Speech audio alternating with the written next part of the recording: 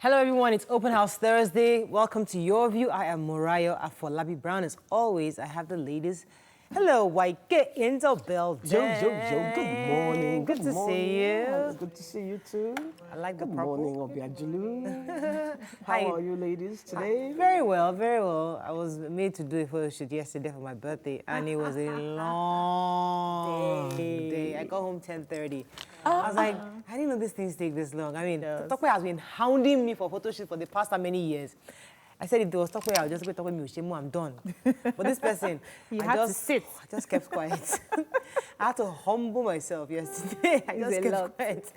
Oh man, but it was interesting. But you enjoyed it. Looking forward to seeing the pictures. Yes, thank you very much. In fact, hope you smiled well, you posed well. If you guys know what my husband is up to. Why would the photo shoot take so long? The family also was involved, so we just want to take an opportunity to take the family also. So the kids came too. So it was a whole day experience. It's usually a whole day to take pictures. I take pictures regularly, so I know. Because you have to strike your poses, you have to do the makeup. That one takes like an hour I started begging me, your smile has worry on it. Just smile. I'm like, Auntie, trust me, you have stretched me. I am really just managing these last few hours. I don't like wahala. I like that easy life of just, hiding work. Anything interesting? Well, someone went to the what do you call it? IDC, is it IDC? Isolation Center. Yes. And I was very disappointed. They only had 36 kids. So she was there for a test. She couldn't get her test, and she was there for hours. The place was full of people. And it's like if you go there, there's no way you not catch it because of the crowd. The crowd. There's because she did a video call. I was like, we are not on top of our game. In Nigeria, we're not on top of our game at all. Every day I've made it a point of duty to be talking about this COVID, thing. yes. And somewhere we've gone for spa, I think. They lost somebody. I don't even know. But I don't know. Yeah, really, really, really sad. mentioned it yesterday. I've not been able to confirm the story, but I'm just being very careful. But, Takome mentioned it yesterday. Just pray everything. I heard it too. And how are you doing, BC? I'm doing amazing, Jerry. All the bad news is just getting scary, and you're asking, and people are still talking about resumption, schools resuming, and I'm wondering if we as adults, sometimes we forget to take the necessary precautions. What do you think about children? They may not be able to remember, especially as, are they saying that it's just the senior secondary school that will resume, or the kindergartens will still go back to school? No, because we can't. I think what the government, if I know clearly, what they're trying to do is the exit classes, the SS3 and the GSS3s, should come around to just get ready for the examinations. That's what I thought they were having a conversation about. But even now, the government hasn't said anything. So we don't even know if that's going to be carried out at all. There's still conversations ongoing. But the truth is that it's very, very dicey to get children to come out because they're going to enter transportation to get to. I remember these public schools, many of the kids are from the very lower end of society. So they would enter buses, they would have to come meet people, and the buses are not doing social distance. Exactly. So you don't want to put the kids in danger. And also there are teachers also, you don't want to put them in danger. See, even from what I know, the kids are not as much in danger as the adults. So the kids will catch it and bring it home. Yes, that's where the problem is. Yes, that's the problem. And before we know the year is over, we shouldn't be in a hurry to just resume our normal life. There's this very funny thing. I saw an Indian was writing the month, the dates, the months. So it said January, February, March, lockdown, December. So after lockdown, that's the end of the year. Let's go to break now. When we come back, we'll go through the front pages of the paper. Stay with us. We'll be right back.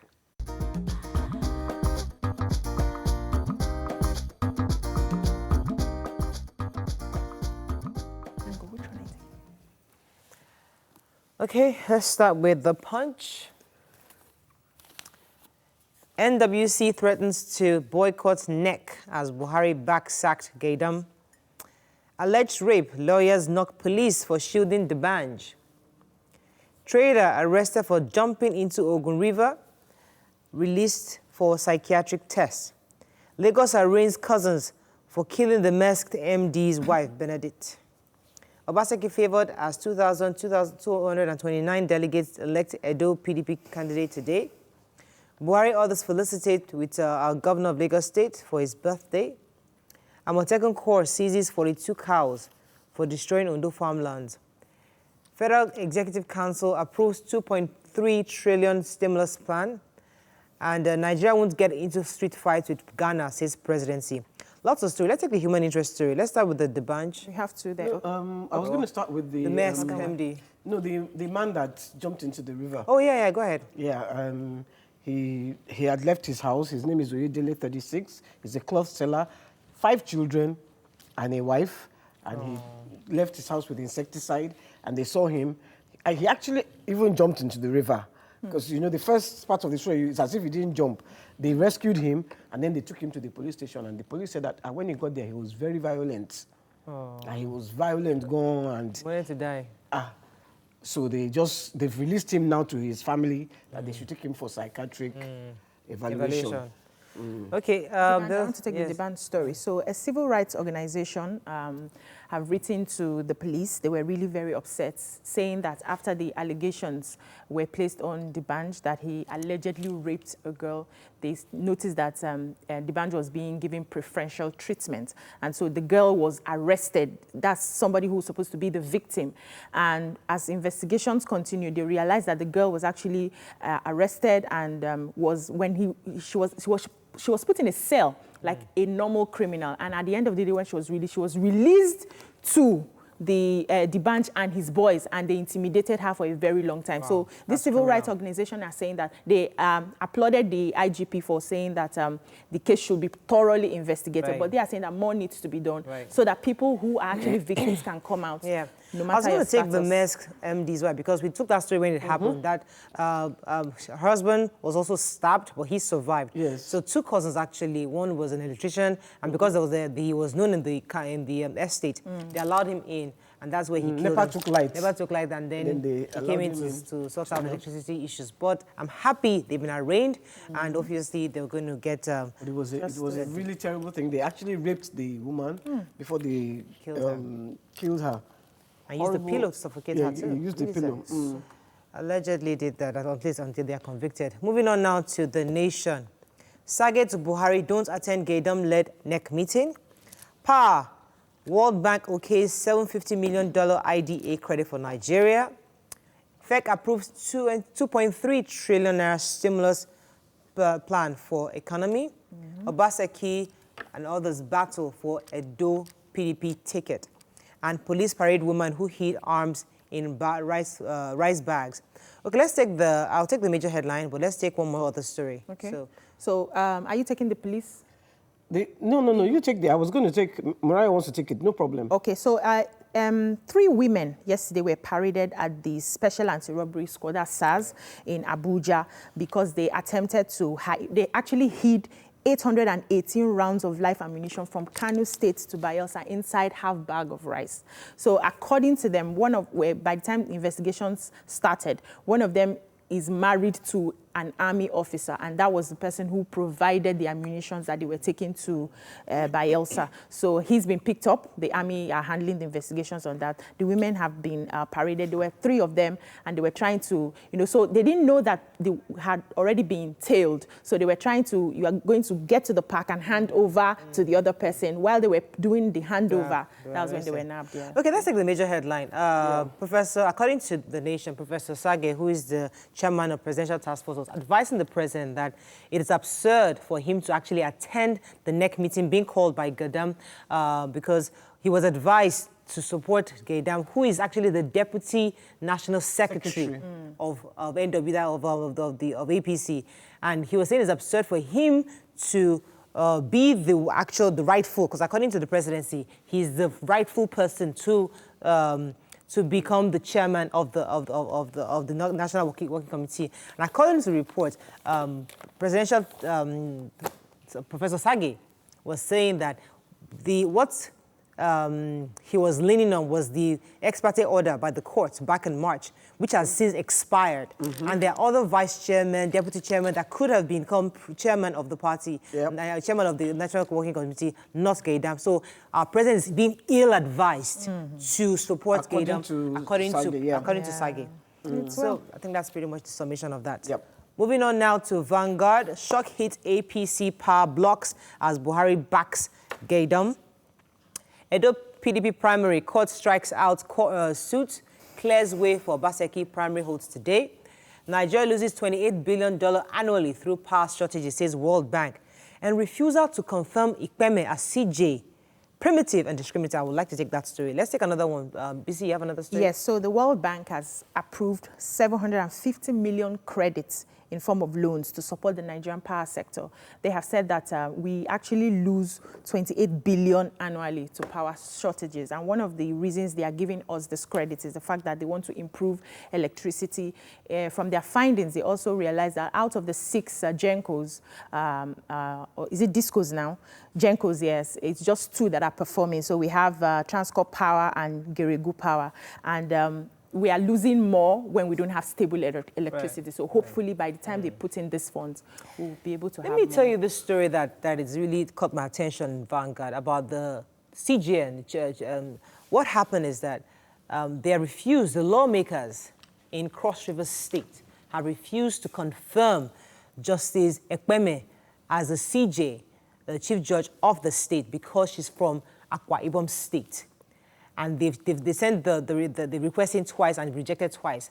And they're saying that, and this is a woman that was born and raised in Cross River State. Okay. Her mother is from Calabar. Okay. She's lived all her life in Calabar, paid taxes all her entire life in Calabar. And now that it's time for her, she's the right person to become the chief judge of the state. The governor, according to the reports, the governor does not want her to be the chief judge. Therefore, they're now bringing the card that, oh, she's from Akwa Ibom. Yeah. And forget that Akwa Ibom was carved out of Cross River State. So me, I don't know. So others are saying it's primitive, it's wrong. All the NBA, everybody's speaking, saying that this is totally wrong for the lawmakers to be a rubber stamp for what the governor wants, because this is exactly what's playing out here. So what we're saying is it happens everywhere in Nigeria now. Well, no. Listen, the lawmakers are normally a rubber stamp for what the governor wants, unless there is a fight between the lawmakers and the governor. But because the chairman of one other party said no. But so it is power. Listen, it is power play. Me, the CJ, whether she's from Akwa Ibom, wherever she's from, she has the right. She's Nigerian. She's Nigerian. Interestingly, why there? Because you covered the Ondo one, and I wasn't on the show, but I thought to myself, look, I don't care if she's from Ondo or not, if she's qualified, let her do the job. One Nigeria. When are we going to leave all this tribalism? Interestingly, in Rivers State and Bayelsa, the CJ and the chief judges in that state are not they're not indigents. Interestingly, according to this paper, we've also have non-Nigerians that have been chief judge in our country. Taking that position. So what is the issue with that? Why is the Cross River State finding it difficult to confirm this woman? So that's a totally different ballgame. Let's move on to Daily Sun. Gaydam wins APC war. Edo Guba Obaseki free to seek PDP ticket as court strikes out case. FEC approves 2.3 trillion stimulus plan. EFCC storms Abia sales of property of top politician. And Ondo APC may not contest Guba poll, says INEC. All right, which stories are we taking in Sun? I think I should just do FEC there because I wanted to do it in Nation. Yeah. So 2.3 trillion stimulus plan yesterday was approved by the Federal Executive Council to enable the economy survive as from post-COVID-19. So it was the Finance, Budget and National Planning Minister, Mrs. Zainab Ahmed, that told the reporters that. So one of the reasons they are also doing this is because they want to be able to the target basically is to create jobs, to put money in the economy so that we stay away from recession that's looming, and to help support small-scale businesses that have been affected already by COVID-19. And it was also in line with what the Vice President said earlier on all the plans I have made to ensure that we focus more on local production. In terms of doing our roads, we are using our local. In terms of doing our roads, we are using our locally produced cements and limestone just just to support our industry. My only worry is that when they say that some of these funds are being sourced from special accounts, what does special accounts mean? No, they talked about They said 1.2 trillion to be taken from some kind of low-cost loans, and about 344 billion that will be sourced from bilateral and external sources. The point is that, are we taking more loans? I mean, we have to be very careful, because where are these monies coming from? These are questions that we Nigerians need to know. But obviously, she's going by the recommendation of the Vice President's committee. So let's take the Abia. We have to run, but let's take Abia State. It's just so there was no name mentioned. So they just said EFCC stormed Abia and sealed off some houses that were supposed to be for certain politicians. They didn't give us the name of the politicians. They are still there. They are likely to seal off more properties. So. Unfortunately, that's all we can take on Front Page Review. When we come back, it's Thursday. Which is not the way. It doesn't mean that COVID has gone. We're just saying that let us relax our minds. Stay with us. We'll be right back.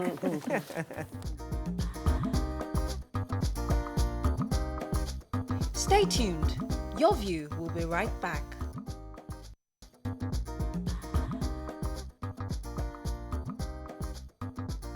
Welcome back to Your View. Thanks for staying with us. So we recently came across a story about a man who struggled with jealousy because his wife was more hardworking financially and was stable. This made him start to compete with his wife unnecessarily. And his wife did not understand the reasons for his constant bad behavior. Now, according to him, this went on for 12 years. Then afterwards, the wife filed for divorce. And he had learned his lessons, and then he was sharing with us his experience. And this, their own story brought the conversation, because there are lots of families that are having issues where one spouse is doing better or much more than the other. And instead of support, there are issues of jealousy, competition, trying to outdo each other. And I mean, these are natural emotions that happens, but people have a way of controlling them. So I'd like to start with the ladies. I'd like to hear your thoughts on this, because we've all at some point in our lives had a situation whereby you feel like, am I doing enough? Am I not? I'm more than this. And this person goes out every day, is doing something, and I'm just here sitting down doing nothing. And you feel that sense of they're not being fulfilled. So how did that experience make you feel, and how are you able to overcome it? And we also would like to open our phone lines. You can call us on 070-8066-8014. You can also tweet us at TVC Connect. Please hashtag your TVC so we can read your tweets. BC, would like to start? Yeah, so, you know, before you start getting into a space where you're jealous of your spouse, that means that naturally as a person, you are jealous when other people succeed around you. And now that you're married, you've moved it to your spouse. So I've had cases. In fact, there was a particular case, a family friend who the marriage has broken up now, and they've been apart now for, I think, about 5 years. But when that issue started, she kept coming to me, and she was explaining to me that my husband is jealous of me. I was like, how can you say your husband is jealous of you? What is he doing? And she was breaking down all the actions that the guy was doing to sabotage her. They were both in the same industry. It was a music industry. And the guy did not just find it funny that she was good, as good or even better than him, and it was a major problem. So we tried as much as possible to settle the problem, but then it didn't work. But reading this story, I was happy because the woman was patient enough to wait for 12 years while she was trying to understand, why is this man acting like this? Why is this man sabotaging me? Why is this man not? And he was, the fear, he couldn't boldly speak out to say, I am jealous of your progress. He just kept hiding it. And the thing I say here is, we have a mindset already that it's the man that is supposed to provide. And that's the mindset that we grew up with, especially in this patriarchal region. So when a man now marries a woman who has the ability to bring in more on the table, sometimes if the man is not secure enough, he will be jealous. And that's what happened exactly in this case. So and we have a lot of people in that space today who are jealous of their wives because they are bringing in more. Let me stay with you for a bit. So maybe it's not so much of jealousy. Maybe it's just the way society has defined the roles. Because the truth is that jealousy, these are natural, as I said, they're natural emotions that happen. When you feel somebody has something, you think, I wish I had that. But society has made it look like you as a man, this is your role. You have if to you can't provide. do that, that means that if your wife is doing that and she's doing it so well, and she's doing it so well that everybody begins to give her accolades, suddenly you feel insecure. You feel like you're not doing well. So that's really the root cause. Not so much that the man had the intention to be jealous of his wife. Number one, society has lied to us because when God was blessing, he said, and he blessed them male and female. That means that both of you have the capacity to do amazing and support your home together. Now, if you are married and you are supposed to be one, and two shall come together and they shall become one. If you see your spouse as yourself, whatever success he's bringing in is your success. So if he's progressing, is your progress. You're playing for one team. It's like football. You can't score against yourself. You score for one team. Even if you've been in the team and you've never scored once, once the Gold Cup comes, everybody celebrates because you are on one team. Till we start getting to that point where you understand that he is my partner, we are together in this. Okay, then the jealous, you won't have any reason to be jealous. Let me tell you where the jealousy comes from. Yes, A, B, husband, wife, sit down and agree that, listen, we're a team, let's do this. But society reminds the man, every second he steps out, everybody he speaks to, everywhere he goes, the movies he watches, everything around him is reminding him that he is the provider. That the wife is supposed to be the one that he is to be feeding, not, taking care of. So even though you come home and you say, oh yes, we are here together, we're in this together, you still as a man, there's that sense of insecurity. You feel emasculated that I am not a man in this. So that's where society comes. Let me let YK jump in here for a second. What do you want me to say in this matter? Because you see, the thing is, for me, how I see it, society has said the man is the provider, yeah? Okay. Now, you as the woman, you start to make money and the man starts to feel jealous. Should you now stop your work or carry the man along? My darling. Now, if I find myself in that position, I will carry my partner, my husband, whoever along. How? Come. This thing is both of us that have it. God has blessed us. At least let me use. So sometimes I think because of society, we women too should understand I'm not saying the man is right for being jealous, but we should try and Okay, let me give an example. Carry the man. So you go for an event, you go for a party, maybe you, your husband, your friends are there. And while the party is going on, and somebody says, oh, I want to bring something to your house tomorrow.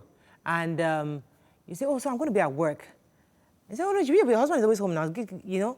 They say casually, hey, your husband will be home, I'll drop it off in your house. Now, it's a casual conversation.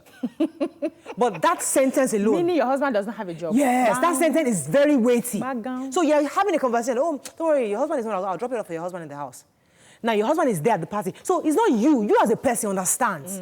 But everything. So, because I want our conversation to it depends on if your husband that is at the house, in the house is jobless. He's jobless. There's sometimes. You can be in the house and be doing work now. No, what I'm saying is that this one is actually jobless. My daughter's husband is an author. So he's in the house. He's working now. I'm talking about men that are jobless. I'm talking about perception, how people perceive you when you say you're home. I know people that are making money at home. I know somebody in Abuja, he works from home, but he's making serious money. But nobody knows. And he likes the fact that nobody even knows he makes money. He just sits down and he's making it. He's a contractor, he does his work, but the people see him outside and think, it's his wife that is feeding him, and that's not true. Maria, do you know the man is doing very well. Do you know the problem we have? We are always looking for what people will say. The perception, the idea that we have carved of ourselves. So we don't want people to bring us down from that pedestal that we have put ourselves. That's the problem where a lot of people have. So you don't want your ego comes into play. I'm a man. Where would they say, Shebi, I'll be at home? That means she already knows I'm not making money. It's not your business what she thinks. It's not your business what she knows. You have your marriage to focus on. You have the goal that... I have a family friend who... The husband lost the job. And she used to fry buns then. I was in Abraka. So do you know what the husband did? He swallowed his ego. He'll come to the shop and be frying the buns with her. They have relocated now. They worked together. The family were laughing. Friends were laughing. So it's buns now that your husband is frying. She did not care. The husband in question did not care. So it's about you putting your ego down This is the situation of things in my home. How do I look forward? How do I move forward? It doesn't matter what anybody else is saying. It's not my business. If you like, think that's my husband. Pause. It's not my business. Wait, it's not my husband's business. Take this call. Please hold that thought. Hassan, are you there? Yes, I'm here. Thanks for calling. Go ahead, please. Good morning, Morale. Morning. Good morning, sir. Good morning, YK and Obiajulu. Good morning. Look, you see, I know two of you very well. I know your father, Alao Akabashorum. Okay. And Fela is a popular name. I don't know the background of Obiajulu, and I cannot say much about it. No You background, see, sir. you are talking from your own background. You see, you came from a very good background that sees something on a plain ground, two of you. You understand? And your perception is you just take things normally, you and YK. You see, in our own space here, in Nigeria, is for a man to take care of his wife. If you cannot take care of it, you are a failure. That's number one. Oh. Number two, you see the educated women you see so far. If they succeed, the first victim, the first person they look down on is their husband. It's a very clear thing. They find it very, very difficult to manage success. It's a failure to manage success that is causing problems. Your mother is a businesswoman. Your father is a successful lawyer. We know Fela is a successful man. Your mother also is a successful woman. And you took that from them. And you don't see anything the way you look down on a man. You see, you are much more like Oyinbos. Thank you very much, Hassan. Thank you very much, Hassan, for your contribution. But you see, the root of that I'd like us to get to is the situation whereby the man is unable to open up and say, listen, I'm not comfortable with this thing that is happening in our house. With your success? No, you see, there's a way, listen, there's a way a man and a woman can have a conversation. Yeah. Not so much of the woman stopping or reducing herself for him, Okay. but understanding how her success makes him feel. And there's a way that they can do it such that maybe he won't be attending the parties. I mean, it's a conversation between A and B. This is not for us to say. But there are ways families can customize their own situation such that both of them know how to deal with it. But we must not shy away from the reality that these things are happening, and there are many homes that have, many mothers and husbands that are being frustrated by their spouses just because of their success. And that's why I want us to really, really focus on not just assuming that he should just be happy for her or she should be happy for him. No. There are people that are not happy for it, not because they are bad people, but because circumstances makes them feel worse of who they are. Because they are focusing on the That external. is why I say, I think it is a mutual. The wife should understand the society and carry her husband along. That way, there will be no wahala. If I'm making money and my husband is not making money, I will tell my husband, my darling, it's for both of us. And you see, it is easy to emasculate a man. It is very easy to emasculate a man. Why? The question therefore is that, is it our responsibility to emasculate a man? Shouldn't the man have that kind of confidence in himself? It's on not where he's your coming responsibility. From? You did not intentionally Yes. emasculate the man. Yes. But the man, it is easy. So Look, why can I get my question? men have very fragile egos. Why? True or false? Why? Which our egos Why are they having fragile? fragile Which egos? our own egos is fragile. Why? Get my point. My point is that, is it the woman's responsibility To baby you in to everything? help you so that you don't feel emasculated? Or you as a man yourself build enough confidence and self-worth that even though your wife is doing well, Excuse me, Morayo. You people sit down here every day, every single day, saying, psychiatrist, every day, every single day, saying, psychiatrist, clinical psychologist, hey, you need help. This is a problem. Yes. If a man has a psychological problem, it's not his fault. It is a problem. If he's emasculated because of society, it's not his fault. It is you. Now that you married the man, so he's emasculated, then you now be helping him. Say, To press it down. useless man. I'm going to work. You are sitting in the your house. job now is to help him to not feel that way. Yes. Maybe that's why you decided to marry. That's why you decided two to make one. Okay. Abi? Okay. Let me take this call. I'll come to you. Good morning. Are you there? Good morning. Thanks for calling. Go ahead, please. Yeah, my name is Ramsey Negmopo, first caller. Welcome to the show. Yeah, I've heard your conversation. It's a good one. But the only little contribution I want to contribute is, husband and wife, if it happens that the husband is not working while the wife is working, in our society, I can say 75% of the women, when they see that they are the one that's feeding the home, there is this proudness in them. I'm the one that's feeding the home. What does it have to offer? It's not everybody that brings themselves down to manage the home. Like you make a comment that you and your husband went to a party and somebody says, I want to come and drop an invitation. What I will expect from the woman to respond to that is, okay, come by so time. By so time, I will be at home. Even though the woman said, no need, I will come to the house and give it to your husband since your husband is at home. You will block it immediately. No, my husband will not be at home. I will come, and by the time I come back from work, I will give you a call. You come and deliver the letter to me or invitation, wherever. So this proudness in women in our society, that's the cause of, at times, the man will feel as if he's nobody. My wife is treating me like this. If you go to some movies, if you watch some movies, you see what is happening. The way the wives are treating their... We'll respond to this. Thank you for bringing... Before you respond to it, I want to... Now, just look at you. If you are a woman, I won't say if you're a woman, because you are a woman. As a woman, you don't have to work. Your husband is the one going to work every day. He comes back home late at night, he's tired. And then, I mean, you are living good. And then he starts to say, you kind of woman I married. Useless woman. She'll be chopping my money every day. How will you feel? How will you feel? Because you are not able to pay your way equally, or you are not able to provide for the home, and then he now starts to put you down. That you are the housewife, you are the kenekon. Okay, let me go on a break, because I like us to hop on this further because of the role the woman plays where she knows she's the one earning more than the man. Let's go on the break. We'll be right back.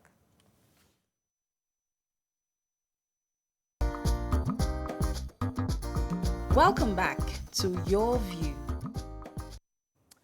Thanks for staying with us. So before we went on the break, the caller was telling us about the attitudes women have when they're earning much more than their husbands. And we'd like to knock that off once and for all, because that's usually the first thing a man says, you want to start making money, start being rude, you don't know your place anymore.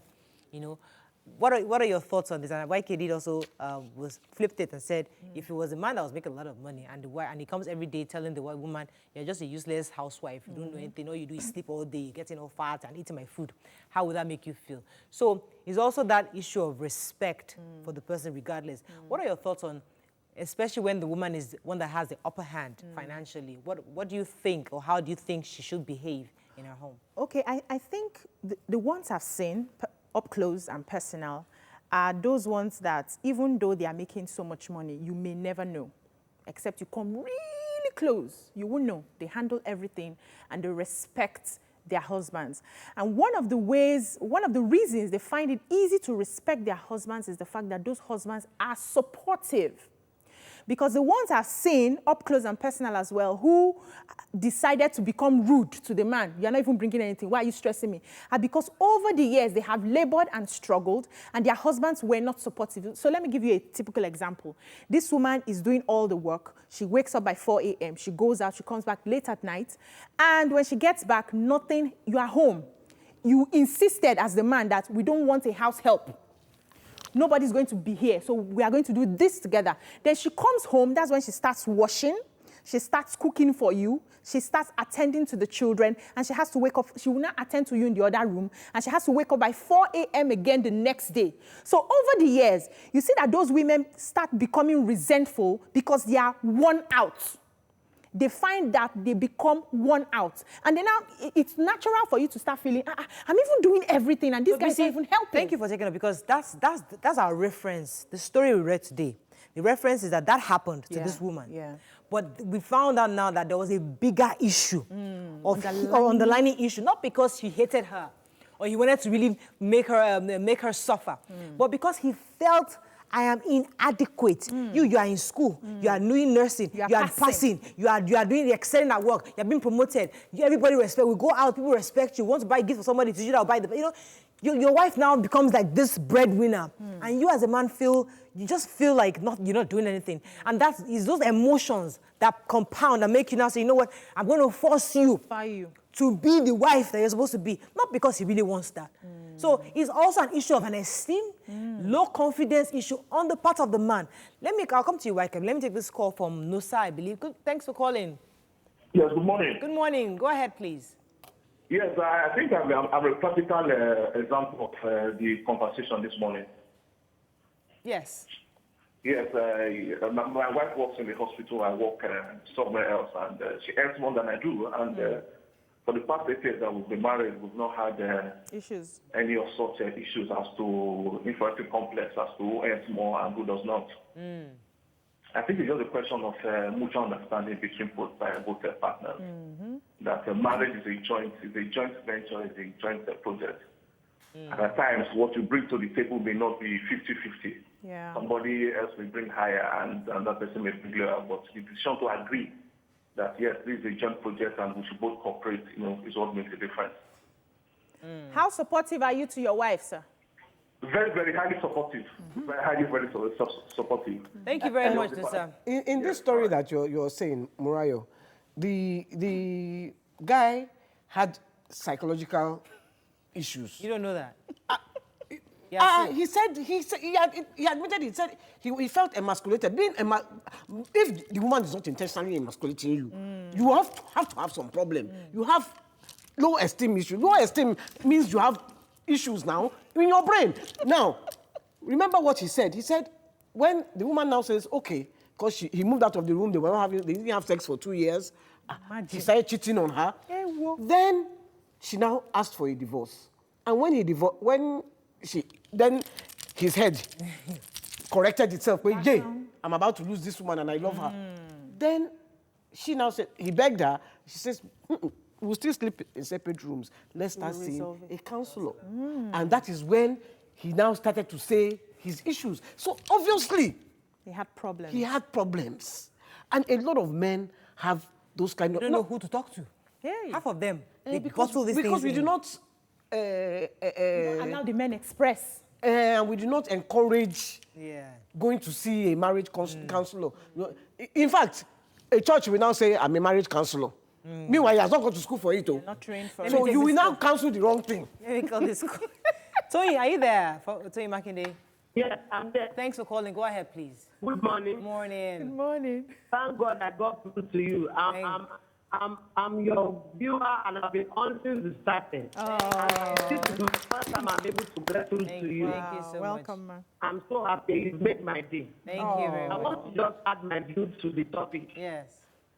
Usually, we have two issues to it. One way is from the man, and the other one is from the woman.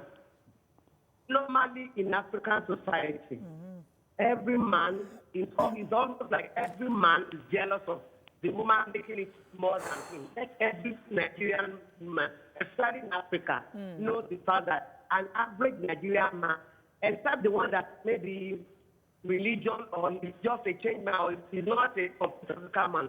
But every African man will never pray that their wife should be better than them. Yes. If every woman have that at the back of their mind as they get into marriage, it will help every woman. No, so that when you are making it more than your man, you know trouble is started. Just have it at the back of your mind that this is trouble. You cannot stop it. But just know it is trouble and you have to be careful, extra careful. Even if the first caller has spoke that if every woman is, even if you don't have pride.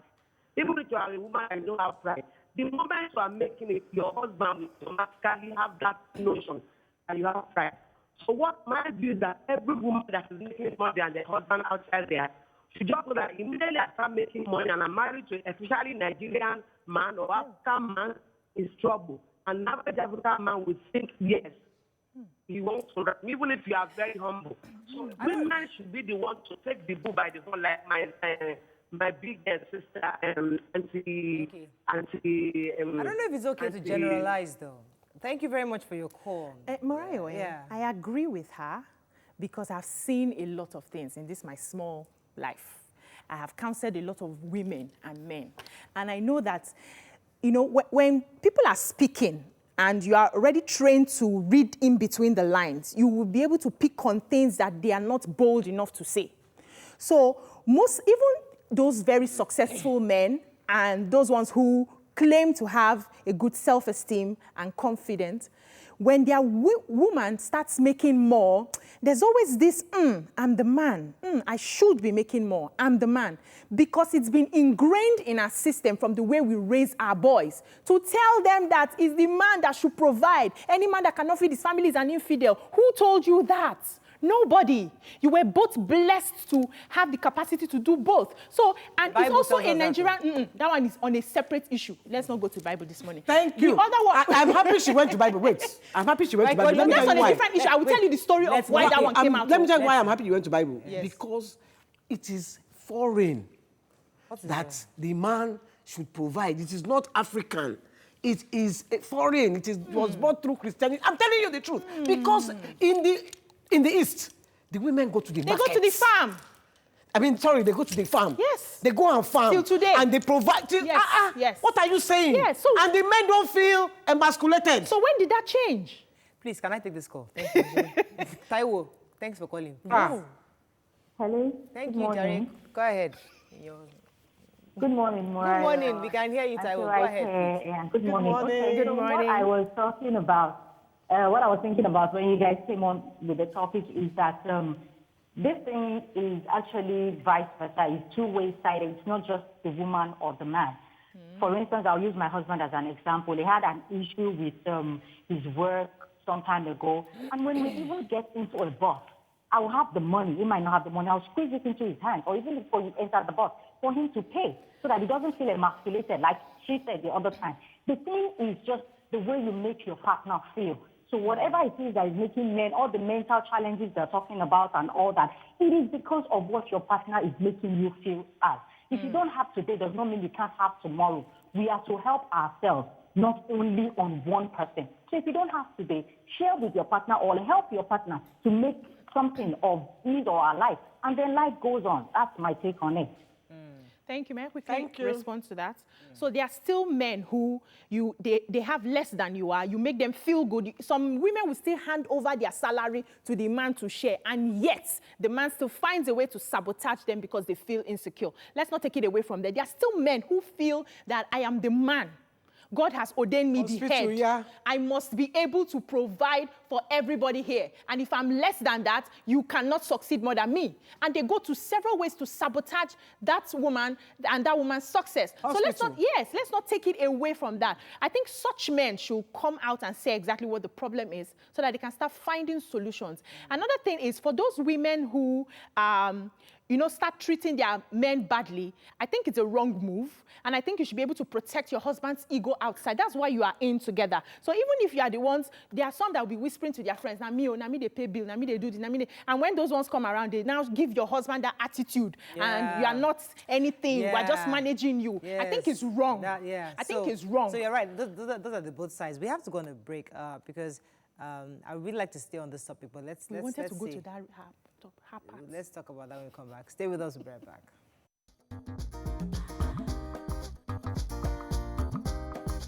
Stay tuned. Your View will be right back.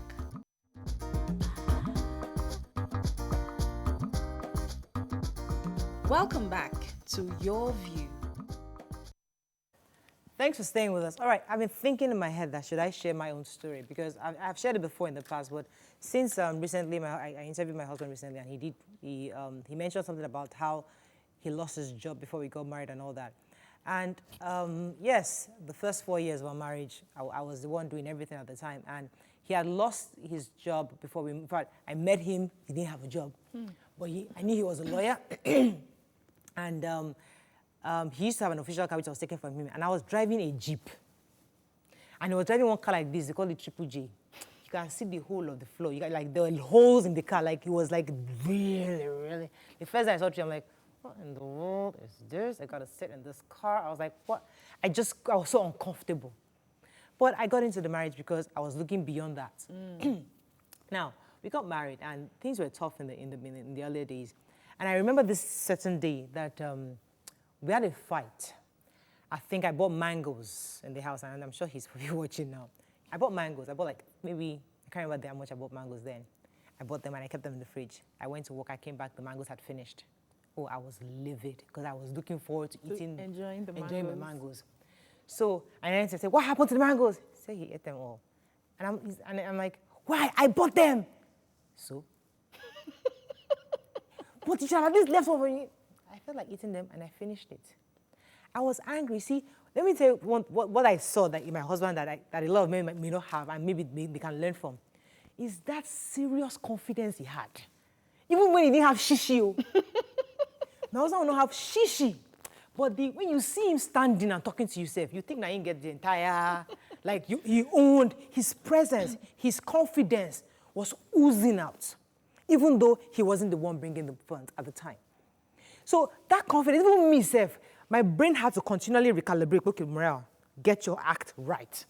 So that goes to the issue of confidence, self-esteem. When a young man is given that confidence from his background, no matter what life throws at him, it doesn't stop him from being the head of the family. Yes. Because that role, that confidence reminds him that I am the husband in this house. You are making more money for now. For now, it's fine. Me, I will still make more money than you. And thank God he has obviously surpassed me at this point. But at that time, that confidence got to me that I run to my mother. How can he finish all my mango? I'll be complaining to my mother. He finished all my mangoes. Is he not the head of the house? He has finished yours. Come buy another one. He finished all my mangoes. Is he not the head of the house? He has finished yours. Come buy another one. If you have the money to buy. So the point is that it's not in the big things. It's the littlest things that happens. You buy something in the house, he finishes it because he's home all day. Or you go out and somebody reminds you that, your husband is not, doesn't have a job now. So those little things are the ones that we as women must be cautious of. It's not the big things. It's the tiniest of things that emasculates a man, that makes him feel as if, let me tell you why your husband showed that confidence, because he wasn't looking on the outside for validation. He knew who he was. He knew that, okay, it's happening now, but I will bounce back. It's normal. It's part of it. He got into that marriage as partnership with you, not because he has told himself that I must be in this position, I must be here so that Mariah will respect me. Two of you are partners in that marriage. And he was able to show that okay, we're in it together. Today you have is my own. In fact, he will collect your one and say, it's my own. Yes. Some people will not take permission and take it. He didn't have psychological problems. Thank you. Well, okay, though, let me remind you, okay? When there was a fight we had, as I said it on the show, he said, your official car, your account, everything belongs to me. Now me get that. He reminded me when I was trying to do job. He just said, your official, that your jeep that you think are your, now me get all of you. Join. Yeah. So don't come and bring that attitude to this house. And you. So is that confidence a lot of men are lacking? But let me ask you a question now. Let me throw it back at you. Do you think he owns you or it's a partnership? I feel that he's responsible for me.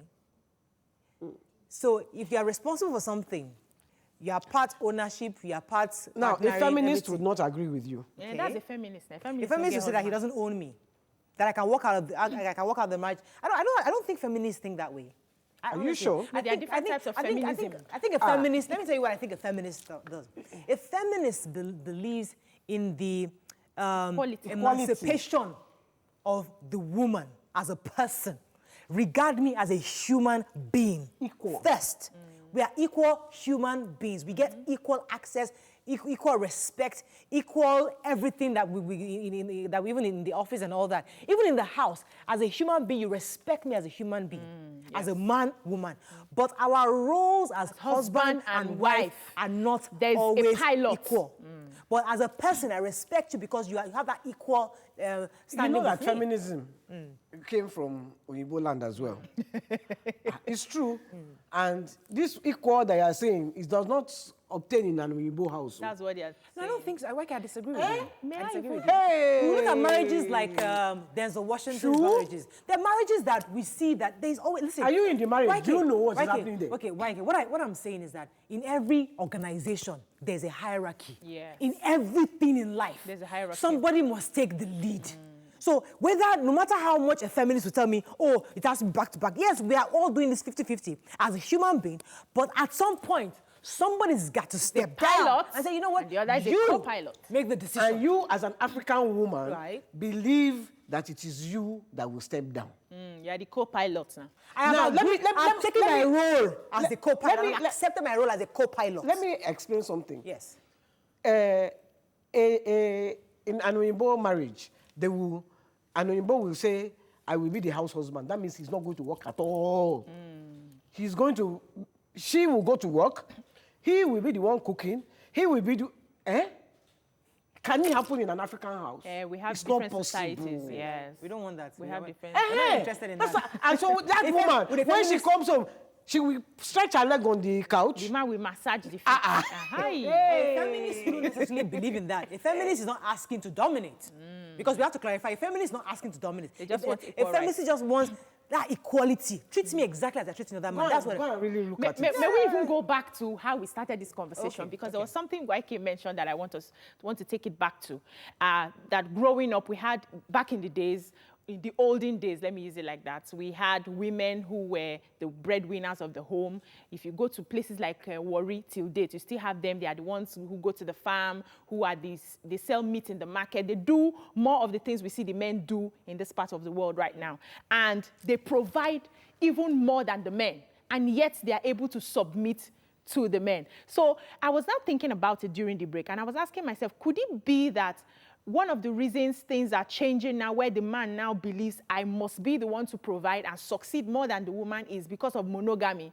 Because you see those relationships where the women were struggling and doing more than the men, it was a polygamous relationship. So what are you suggesting now? We should So go into polygamy? No, that's not what I'm saying. Share your husband now, give them- Wait, now calm down. I don't say that. Why are you behaving like this? You are saying that. Why? The reason why? See, we're looking for the solutions and we're looking at the root causes. Okay. Could it be that with monogamy came the fact that the man must provide, and if he doesn't provide, he's less of a man? We should look at it like that. Okay, because it wasn't like that before. So should we now say that, okay, for us, for men not to have that? Now. Let me warn you. Because you're on the live host. television. Let me take I this ain't call. sharing. Let me take this call from Adekola. Adekola, are you there? Yes, I'm here. Thanks Good for morning. calling. Go ahead, please. Yes, good morning. Morning. First time caller. Welcome to the show. Yes, my own opinion to Yeah. this conversation is that presently as a man, every man should have at the back of their mind that because today your wife is providing more than you are, does not make you a lesser man. And we should also know as a woman, like the lady Obi at the middle said, Yes. she said, when a woman is not being supported by the man, you get frustrated. And unconsciously, you begin to display that I'm the one providing. So every woman should be willing to support the home. And in a situation where a woman is doing better than her husband, the man should be willing to support her by supporting her with a good heart. He will surely return to his position as the man to be in charge. But when your wife is doing better, do not frustrate her. Some people go to extra mile to even bring their wives down from that upper height. And it's not for the good of the family. The money she's making, the money you are making, is both of you that are making the money. And it is for the good of the family. Yes. So every man and woman should learn to say, this thing is ours, not mine, but ours. Totally ours. correct. And that's right. Thank you very much. I like what Adekola has said, because that is the real issue. Everybody, when you go into marriage, go into it as a partnership, not as I'm Oga and we are partners. Like an African man will tell you he's the Oga. Well, I am your Oga in this house. He's the head, you are the neck. So, who controls the neck? Okay, this neck head. Who controls the head? I don't like this neck. Is it not the neck? You are the co-pilot, okay. The neck. There was something I wanted to say. I don't want to lose. I lost my train of thought. I really wanted to talk about an issue. Okay. But go ahead with your head neck analysis. So, all I'm saying is, one can make more money today. Anyone that is making money supports the other. Don't envy the other. Try and not envy the other. Try and not look down on the one, because it happens.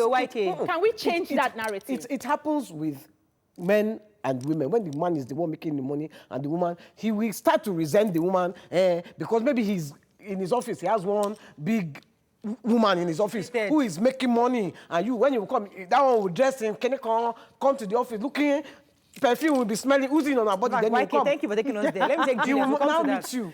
We'll come to that, sis. Thank you for taking us there. Juliet, are you there? Yes. Good morning. Morning. Moraya, Go ahead, please. Auntie Yenny and Obi. Good morning. Good morning.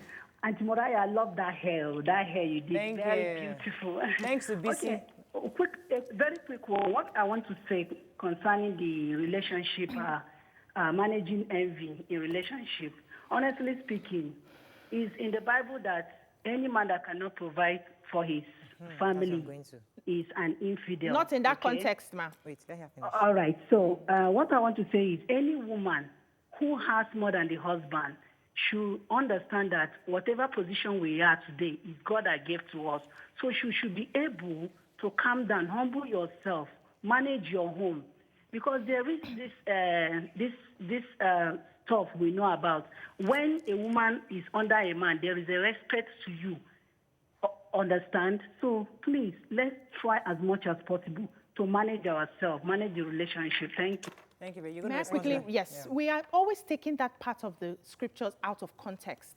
Why it was Moses, I believe, that made that statement, and why he did was when a father died and he had no son, and they had just daughters, and they were thinking of this one that he has no son, how do we share the property? Should we take out the property and all of that? And he was saying that you people have to share this well. And I think in the New Testament as well, they also mentioned, I think they were talking about how to take care of widows who were in the church.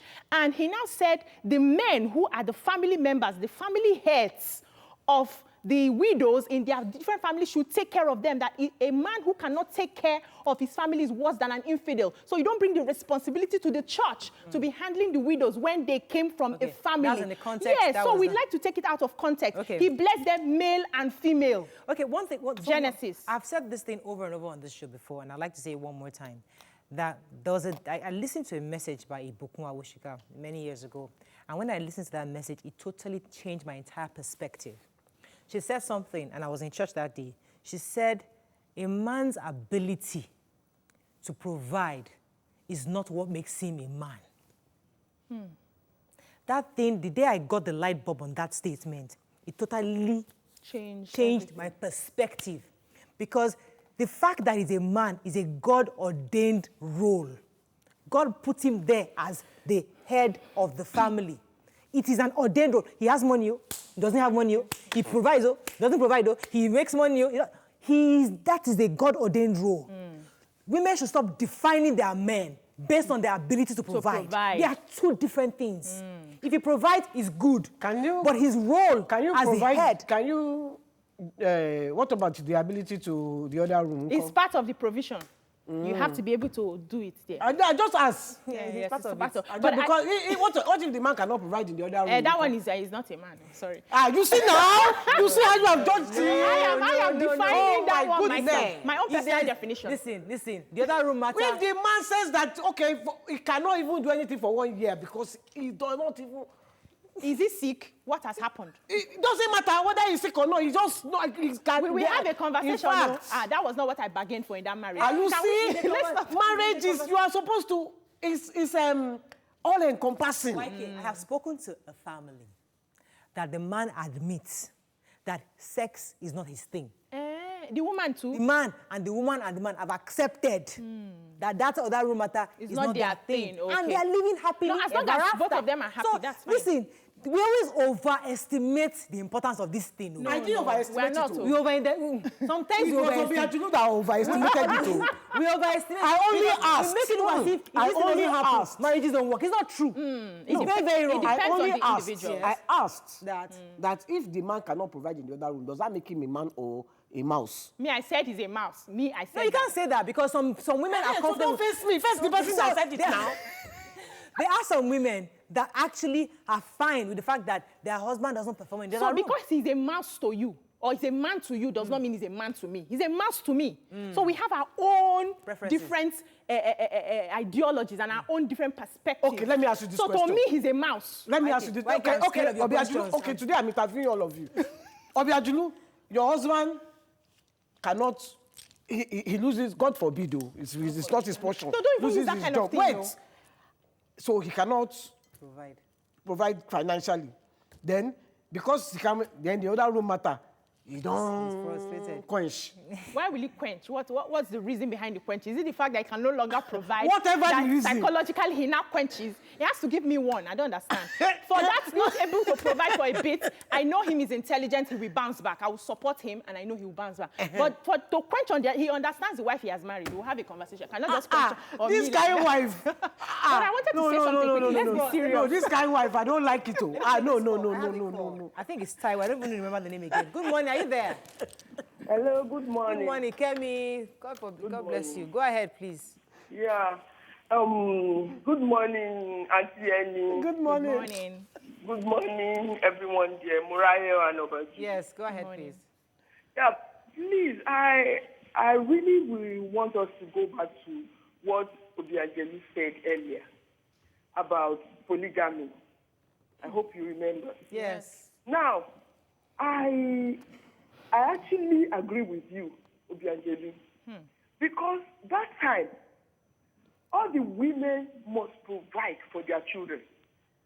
They will go to the farm with the man of the house, and even my own parents, my mother was actually providing for us because I'm from a polygamous home.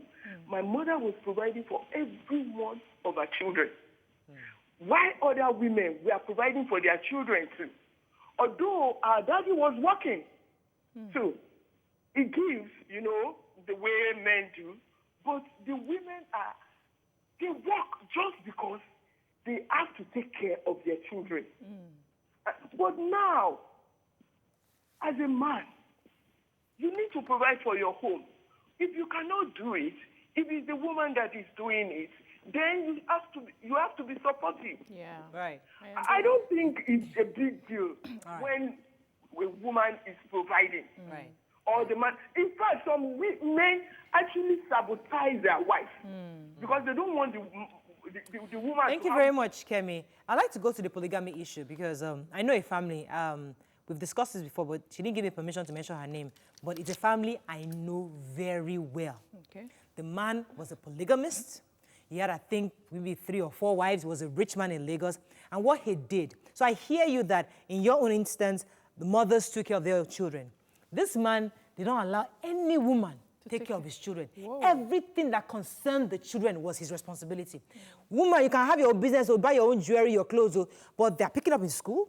They are what they wear, what they eat, how they are, everything about them. In fact, they put all of them in a bus, carry them to school together, bring them back home, they eat together, they have it's like a dormitory.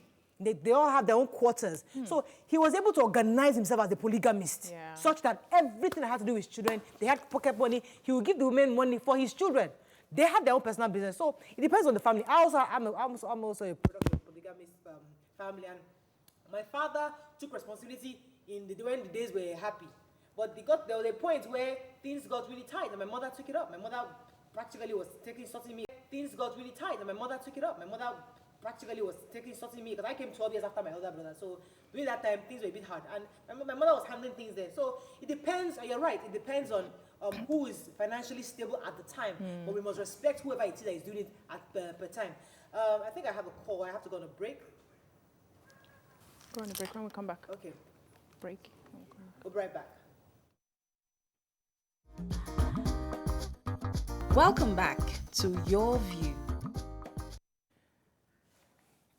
Thanks for saying. I'm told we have Victor on the phone. He's been holding for a while. Victor, are you still there? Yeah, I'm still here. Go ahead, please. You're live. Yeah, I'm the first time caller. Welcome to the show. Welcome. I've been wishing to, call you guys ever since. Yeah, my take on this is that, one thing first, we have identity crisis in Nigeria, especially for most men, in the sense that a lot of people don't know who they are. And I like to use the Bible as a reference. And it says, when God was giving the role, he said the man will till the ground and the woman will serve as a helper. He did not stop a woman from being very successful. Meaning that, yes, the man can always fall back to the woman for any help. It's left for the man to be very responsible to manage whatever resources the man is giving. The woman is giving to him. But in this kind of case that we have, a lot of men, some men are not responsible enough to manage whatever resources is given. So the woman is feeling this challenge that, look, why should I help this man? Very correct. Thank you very much for your contribution. Yeah, I wanted to quickly say that I think the narrative is changing for this younger generation, because I hear a lot of young men speak that when they want to get married, they now look out for women who have a job, who are successful in their field, because they do not want to marry someone who's a liability. So I think from the upcoming generation, the mindset is changing. They are beginning to see themselves as equals, and the fact that two of us must bring something to the table so that you don't wear me out and I start having gray hairs before I'm 40, like some of our husbands already. So you know that it's changing, and I believe that we need to keep teaching both the man and the woman, as a young boy and a young girl, that it's good to be independent. So you need to go, you are going to school for a reason. I'm not raising you to come to somebody's house and just be cooking in the kitchen. You should have a job. You should be able to put something on the table. You are going to your husband's house, you are going with value. There's nothing wrong in going with good amount of money in your account. There's nothing wrong with going to your husband's house with your car. There's nothing wrong with going with property. You bought lands elsewhere. You see, I don't want us to bring housewives down. Thank you. No, I'm just saying. Listen. Because it's a very important because it's a job. I know. Whether you like it or not, it's a because it is my desire. I know. God is my witness. Honestly speaking, God knows. Know. But I'm not going to send you to school to go and be housewife. Me, I don't mind going to school and becoming a housewife. And me, I'm not going to pay for my daughter to go to school. Spend all my money, take her abroad. But if that is her desire, uncle. She should train herself. I don't understand. I don't understand you. So go to school and come and become a housewife. There's nothing wrong with that. No, what is wrong with that? She should have a job, even if she's doing the job from home. She should do something that she's putting something on the table. I will give you an example. I know we have to run. My daughter, I trained her. She went to university. I didn't buy car so that my daughter could go to university in England. Now she got a good job, very fantastic job. She could buy me a computer, buy me phone. Now she has resigned. She's wanting to resign. She has not resigned, but she's saying, Mommy, I want to leave my job. I say, yay. Say, I want to look after my children. If I am working, I will not be here for my children. Are you telling me? She went to school. Excuse me, wait. Hold on. Are you telling me she's not? Because I am now in this new school of, the woman has to provide, or the woman has to have independence. We all think like that. If something happens all tomorrow think like, and the provider is no longer there, what happens to the woman? We all think like that. We all think, we need to be my daughter has to work, this, that. But she's telling me, look, I want to look after my children. If I'm going to work, I will not be here for my children. Something happens to the provider. The provider will make sure that he carries his spouse along. So you're not. How many providers make sure that they do that? We need to face the reality based on the issues we have seen. We have seen women who they were at home, they were beautiful, they were just there taking care of the children. Something happens to the provider and they start begging. That's very correct. So we don't want to put our children in that position. Yes. So even if you want to stay at home because you want to have time, have something you're doing. Right. Don't go to school and come and. That's why a lot of these children just grow up being kidding because everybody leaves them at home. That's not true. They are home with house girl. We have to wrap up now, unfortunately. I know that you brought in an angle that is very interesting. Maybe we'll continue it another time, but unfortunately, we just ran out of time. That's all we can take. We must be on the show together that day. The two of you, I need to.